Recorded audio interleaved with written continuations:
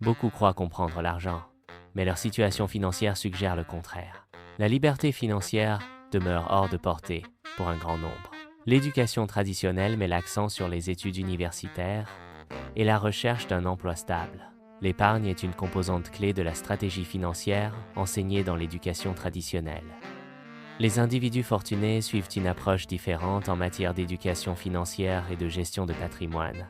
La plupart des individus échangent leur temps contre de l'argent, une ressource limitée. Les individus fortunés utilisent l'argent pour acquérir du temps, optimisant ainsi leur productivité. L'acquisition de temps permet aux riches de se concentrer sur des activités à plus forte valeur ajoutée.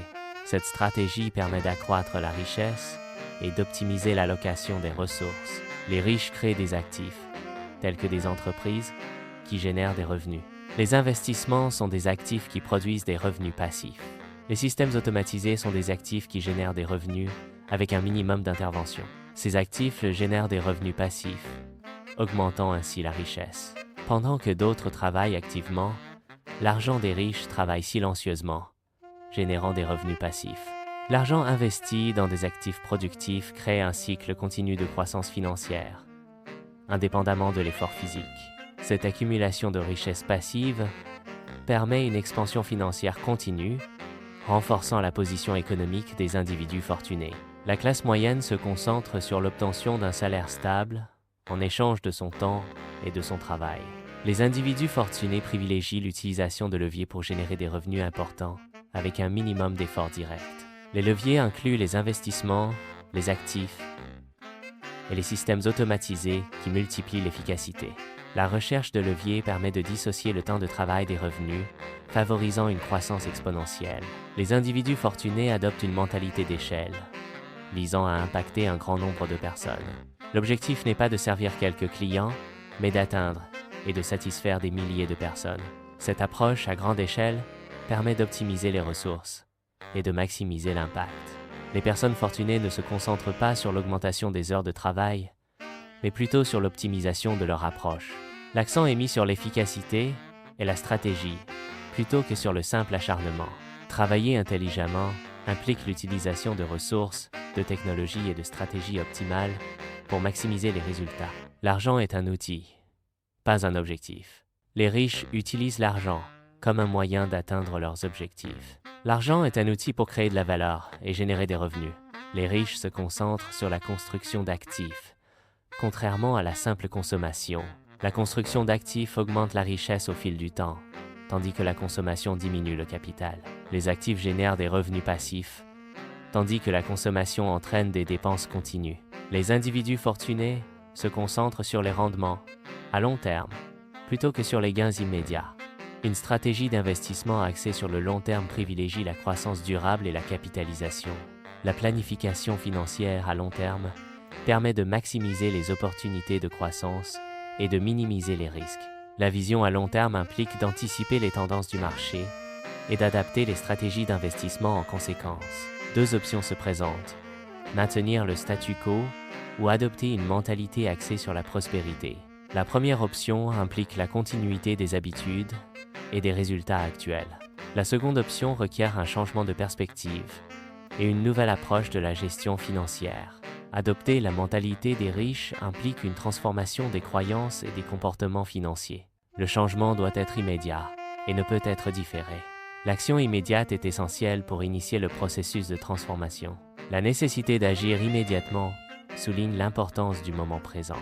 Si le message a réveillé quelque chose, cela indique une préparation pour une compréhension plus approfondie.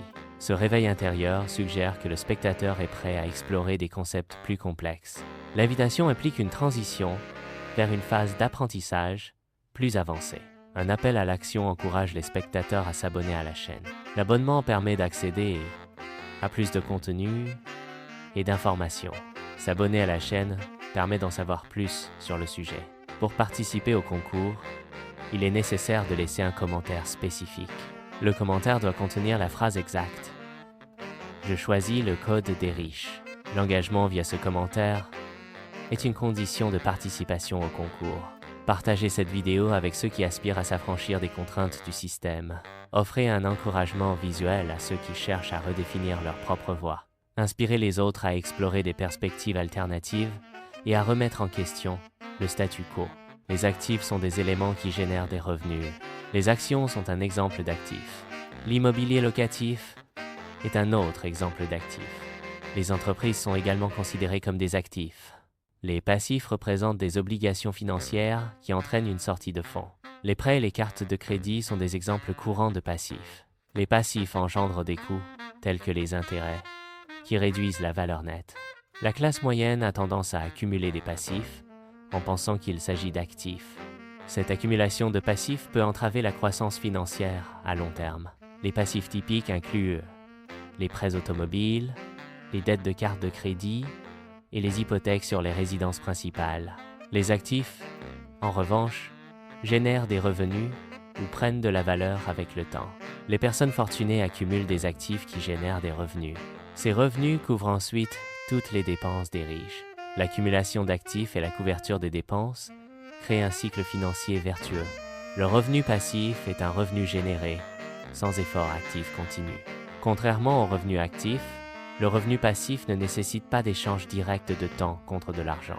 Les sources de revenus passifs incluent les investissements, les redevances et les entreprises automatisées. Les revenus passifs désignent les revenus générés avec un effort initial minimal et un entretien continu réduit. Les revenus locatifs sont un exemple de revenus passifs, provenant de la location de biens immobiliers. Les dividendes d'actions constituent une autre forme de revenu passif, versés aux actionnaires par les entreprises. La vente de produits numériques, tels que des e-books ou des cours en ligne, peut également générer des revenus passifs. Le revenu passif permet d'atteindre la liberté financière. Le revenu passif offre l'indépendance par rapport à un emploi traditionnel.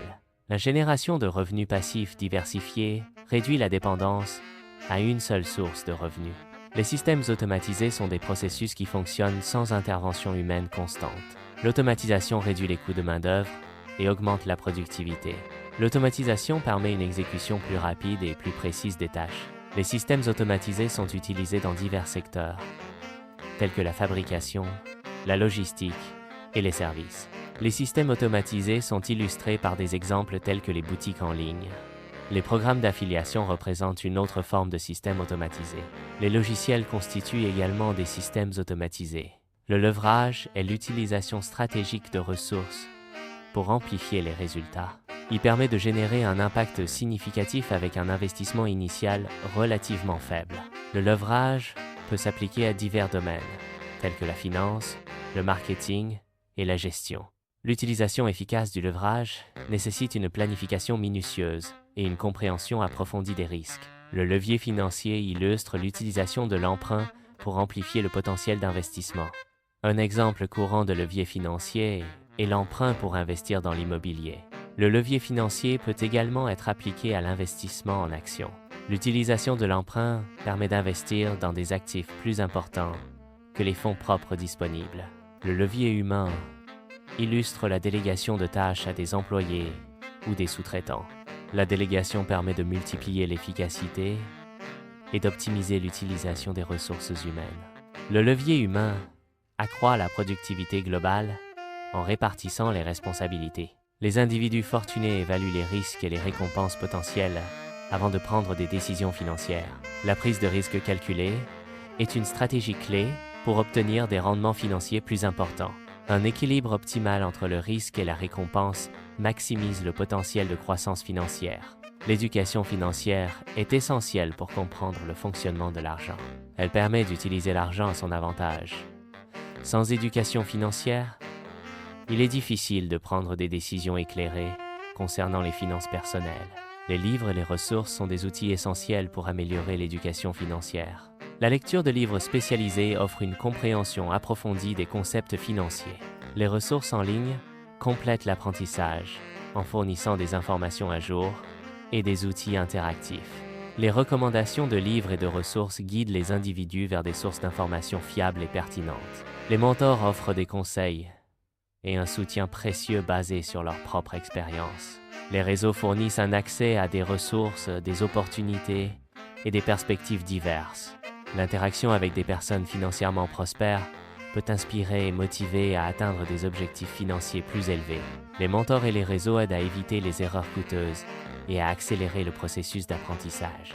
Les dépenses intelligentes consistent à prioriser les investissements qui créent des actifs ou améliorent l'éducation financière. L'acquisition d'actifs augmente la valeur nette et génère des revenus passifs. L'amélioration de l'éducation financière permet de prendre des décisions éclairées et d'éviter les pièges financiers. Prioriser ces dépenses conduit à une plus grande sécurité financière et à une indépendance accrue. La diversification des investissements est une stratégie clé pour réduire l'exposition au risque. En répartissant le capital entre différents actifs, l'impact négatif d'une perte sur un seul investissement est minimisé. La diversification peut inclure différents types d'actifs, secteurs économiques et zones géographiques. Une allocation judicieuse des actifs permet d'optimiser le rendement tout en maîtrisant le niveau de risque. La construction de richesses nécessite une perspective à long terme, dépassant les gains immédiats. Une vision à long terme permet de surmonter les fluctuations du marché et de capitaliser sur la croissance durable. L'investissement patient et constant, plutôt que la spéculation rapide, est la clé d'une richesse durable.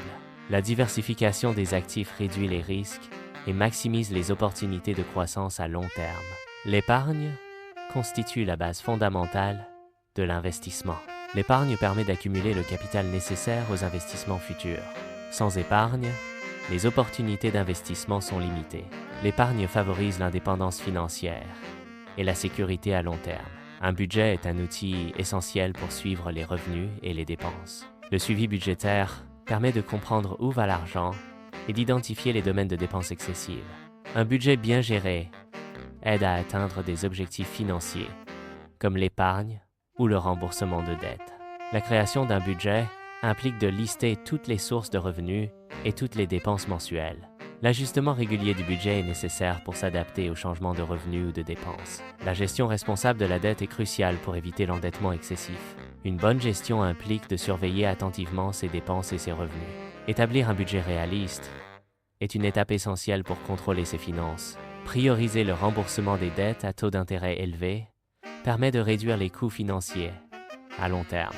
Éviter de contracter de nouvelles dettes inutiles contribue à maintenir une situation financière saine. L'optimisation fiscale vise à minimiser légalement le montant des impôts payés. Elle implique une planification financière stratégique pour tirer parti des lois fiscales. L'optimisation fiscale est différente de la fraude fiscale, qui est illégale. Les stratégies d'optimisation peuvent inclure des déductions, des crédits d'impôt et des placements avantageux. L'objectif est de réduire la charge fiscale tout en respectant la législation en vigueur. L'entrepreneuriat est le processus de création d'une entreprise pour générer des revenus. La création d'entreprises permet de créer des actifs et d'accroître la richesse. L'entrepreneuriat est un moyen de générer des revenus et de créer des actifs. Le marketing est essentiel pour promouvoir une entreprise et attirer des clients. Une stratégie marketing efficace augmente la visibilité de l'entreprise et renforce sa notoriété. Le marketing permet de cibler précisément les clients potentiels et de répondre à leurs besoins. Un marketing bien conçu améliore l'engagement client et fidélise la clientèle existante. Le marketing contribue à augmenter les ventes et à améliorer la rentabilité de l'entreprise. Les techniques de vente visent à optimiser les stratégies pour augmenter les revenus. L'identification précise des besoins du client est une étape clé pour une vente réussie. La maîtrise des techniques de persuasion influence positivement la décision d'achat. Un suivi rigoureux des prospects maximise les chances de conversion en clients fidèles. La négociation est un ensemble de compétences essentielles pour obtenir des conditions avantageuses dans diverses transactions.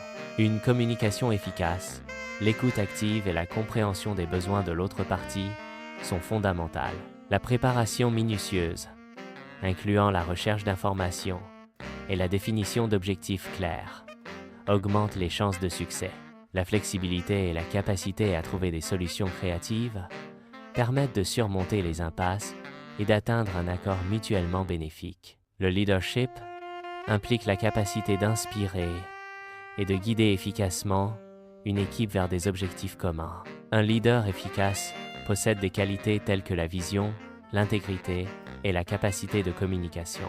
La motivation de l'équipe repose sur la reconnaissance, le soutien et la création d'un environnement de travail positif. L'adaptabilité et la prise de décision éclairée sont essentielles pour surmonter les défis et atteindre le succès. L'adaptation est la capacité d'une entreprise à ajuster sa stratégie et ses opérations en réponse aux évolutions du marché. La flexibilité permet de saisir de nouvelles opportunités et de minimiser les risques face aux incertitudes. Une adaptation réussie nécessite une veille constante, une analyse des tendances et une prise de décision rapide. Les entreprises qui s'adaptent efficacement ont un avantage concurrentiel durable. La persévérance est la clé pour surmonter les défis et atteindre les objectifs. Elle permet de transformer les obstacles en opportunités de croissance personnelle et professionnelle. La persévérance renforce la résilience et la détermination face à l'adversité. Elle favorise l'apprentissage continu et l'amélioration constante des compétences. La confiance en soi et la conviction en ses propres capacités et qualités. Elle permet de surmonter les défis et d'atteindre ses objectifs avec assurance. Le développement de la confiance en soi est un processus graduel qui nécessite de la pratique et de la persévérance. Identifier et célébrer ses réussites, même petites, renforce la confiance. Se fixer des objectifs réalistes et mesurables est essentiel pour progresser. La confiance en soi favorise la prise de risque et l'innovation. Une mentalité de croissance consiste à adopter une perspective d'apprentissage et d'amélioration continue. Cette mentalité encourage à considérer les défis comme des opportunités de développement personnel et professionnel. L'adoption d'une mentalité de croissance favorise la résilience face aux échecs et l'ouverture à de nouvelles idées. Elle permet de développer une attitude positive envers l'apprentissage et d'accroître sa capacité à atteindre ses objectifs. L'impact fait référence à l'influence significative et positive exercée sur le monde. La contribution implique l'allocation de ressources, telles que la richesse, pour atteindre des objectifs bénéfiques. L'explication souligne la nécessité de comprendre comment maximiser l'impact positif grâce à une utilisation judicieuse des ressources. L'utilisation de la richesse peut être un catalyseur puissant pour un changement positif à l'échelle mondiale.